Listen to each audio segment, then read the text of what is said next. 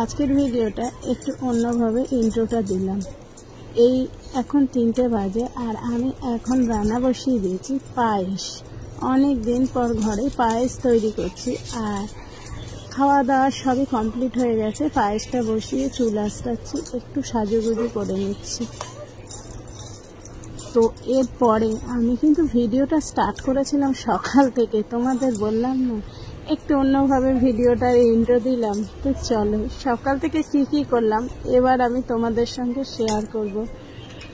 যেহেতু আজকে সকাল থেকে অনেক চাপের মধ্যে কাজ করছিলাম, স্নান করে চুলে চিরুনি পর্যন্ত দেইনি, তাই ভাবলাম একটু চুলটাও আঁচড়িয়ে নিই, যেহেতু ওটা টিপটিপ করে হবে। পায়েস তো অনেক বড় আছে, রান্না করা সম্ভব নয়, তাই ভাবলাম যে চুলটাও আঁচড়িয়ে নিই আর একটু সাজুগুজু করে নিই।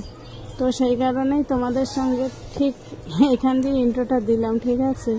জানি না ভিডিওটা তোমাদের কেমন লাগবে। ভিডিওটা যদি ভালো লাগে একটু লাইক কমেন্টস করে যেও। আর একটা কথা বলি, আমরা যে যার বন্ধু হয়েছি প্রত্যেকের বড় ভিডিওগুলো যদি আমরা দেখি আমাদের ওয়াচ টাইম তাড়াতাড়ি পূর্ণ হবে, তাই না? Good morning. ঘড়িতে বাজে এখন 10:30। মানে ভাবলাম যে একটা সুন্দর করে ভিডিও বানাবো, আর অবস্থাটা দেখো আমাদের এখানে 6:30টার দিকে কারেন্ট গেছে, ওরকমই হবে কম বেশি। জাস্ট টাইমটা আমার দেখা হয়নি, আজ থেকে কারেন্ট নেই। আর এমনই দুর্ভোগ যে আজকে আমার ট্যাঙ্কিতেও জল নেই। অন্য সময় আমি বিকেলবেলা সন্ধ্যেবেলা জল ভরি, আমি হচ্ছে গিয়ে সকালবেলা উঠেও জল ভরি। আজকে কিন্তু সেগুলোর কিছুই আমার করা হয়নি, তাই ট্যাঙ্কিতে জল নেই। আমার তো এমনিতেই টেনশন হচ্ছে। তো চলো, এই গরমেও তো মানে না খেয়ে থাকলেও তো চলবে না। আর আজকে সকালে ভাতও রান্না করিনি। দাদাভাই তো ভীষণভাবে অসুস্থ। দাদাভাই কাজের সাইডে গেছে ঠিকই, কিন্তু বললো যে গরমে আমি গরম ভাত খাবো না, ভাতকে জল দিয়ে খেয়েছে। আর আমি করেছিলাম একটু চাউমিন। তো চলো একটু ছেলেকে দিয়ে আসি। আমি একটু খেয়েছি, গরমে খেতে ইচ্ছা করছে না এখন। আর আমার ছেলে গরমে শুয়ে রয়েছে, কারণ রাতে ভালো করে ঘুম হয়নি, তাও শুয়ে শুয়ে এখন দেখো ওর মন খারাপ। আমাদের হচ্ছে কারেন্ট নেই, তো রাউটারের কানেকশন পাচ্ছে না, এনে ধর। তো কানেকশন এখানে না, টেবিলে ওখানে রাখলে বাবা এক্ষুনি আমার মাথায় বাড়ি। তো ছেলে এটা খেয়ে নিক, উঠে খেয়ে নে তাড়াতাড়ি, বুঝলি? আর এই মাছটা তো আনা হয়েছে, কিন্তু আমার টেনশন হচ্ছে যদি কারেন্ট না আসে কি হবে। আগের দিন একটা খাবার নষ্ট হয়ে গেছে এই সমস্যার জন্য। আর এত গরম পড়েছে, মাছ ফাছ এমনি খেতে ভালো লাগে না।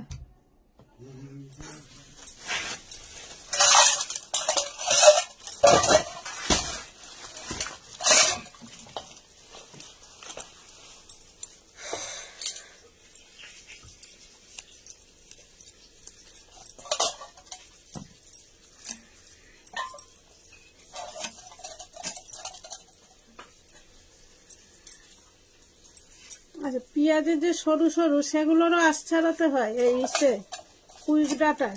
এটা আবার আমি জানি না।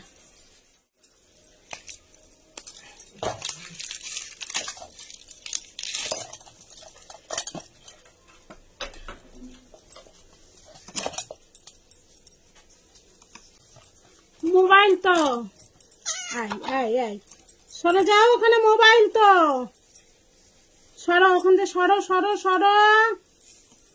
যাও, বাচ্চাদের কাছে যাও। দেখ